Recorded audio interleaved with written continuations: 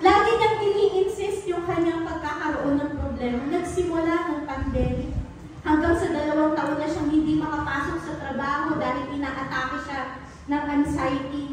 Muntik na siya maaksidente dahil nagdadrive siya, bigla siyang ninervyos. Lahat na ng doktor, pinayuhan na siya na ganito ang inumin, pinayuhan na siya hanapin ang ganitong klase ng doktor. Nagpa-check up na ng personal, nagpapa-check up pa sa online.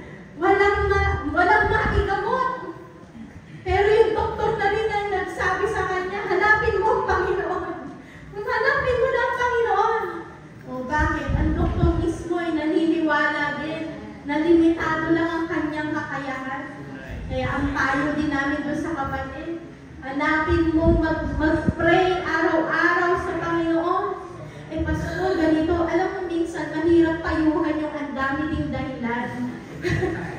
Alam mo yung pinapayuhan mo na lang ayon sa Biblia, pero ayaw pa rin tanggapin. Kaya sabi ko, mahirap talaga. Kaya minsan, ang salita ng Diyos, gusto lang natin ma-feel good tayo, pero ayaw natin sumunod. Diba?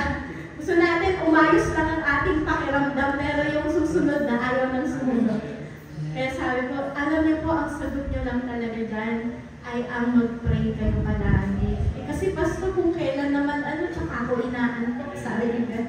Kung kailan daw magdi-devotion na, tsaka daw siya doon dadapuan ng tulog. Kaya sabi ko, you really have to desire, seek the help of God. Kaya, biyaya naman ng Panginoon, mga ilang buwan din, nakapanumbalik siya sa pagtatrabaho. Iyon nga, pagkahumina na naman ang kanyang pananampalatay, balik na naman siya sa kanyang anxiety. Hindi na naman.